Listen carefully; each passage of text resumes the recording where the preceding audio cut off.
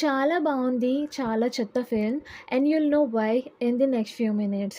Basically, this story is about two best friends, hero Vamshi and his bestie Shivaji. Vamshi treats Shivaji as a god and worships him, and this so-called god ends up almost raping the female lead Sita under the influence of alcohol. And the only reason he failed to rape her was because she was fortunate enough to find a rock, hit him on his head, and escape from that terrible situation.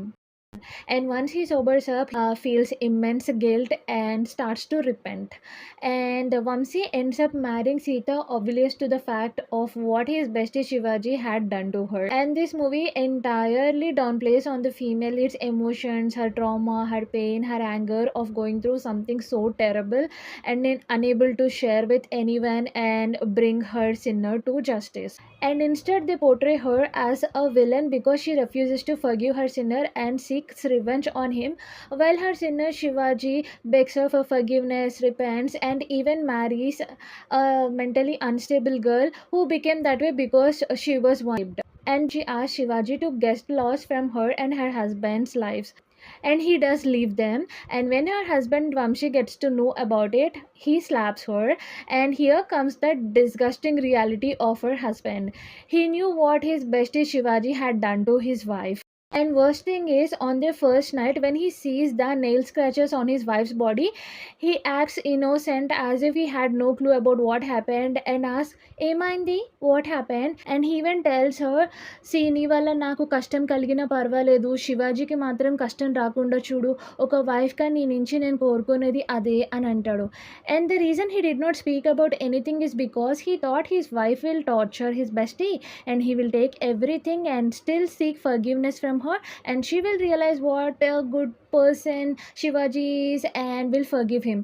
But since that doesn't happen, he ridicules her, he yells at her, he lectures her that Shivaji ఎంత మంచోడో తెలుసా, ఏ జరిగిన under influence జరిగింది, వాడు అది ఇది మర్చిపో, తనని forgive చెయ్యి అని చెప్పి. And then Vamshi says at another disgusting thing, నాకు ఇదంతా పెళ్ళి అయిన తర్వాత తెలిసింది కాబట్టి నేను మౌనంగా ఉన్నాను, అదే పెళ్ళికి ముందు తెలిసి ఉంటే నీ కాళ్ళ మీద పడి నిన్ను బతిమలాడి శివాజీకి నిన్నిచ్చి పెళ్లి చేసేవాడిని అని అంటాడు. Like who are you to decide whom she should marry and why she should marry a guy who almost raped her and left her traumatized. Even his parents join in, and her father-in-law says one of the most ridiculous thing, like treat him as your brother and forgive him and forget what happened. Like seriously, uncle.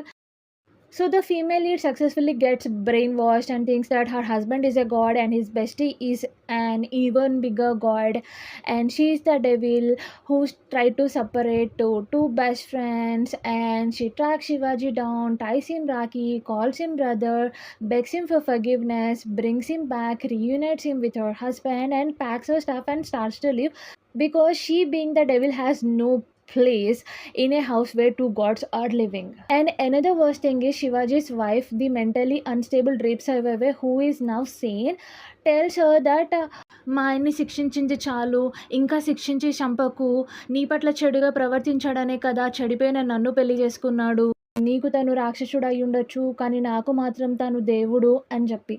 Like why would you make a rape survivor who had gone through a lot and even got unstable because of that trauma tell a woman who almost got raped this kind of nonsense?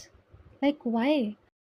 And guess what, this movie was released in 2000, 21st century, and in 21st century people are making these kind of movies.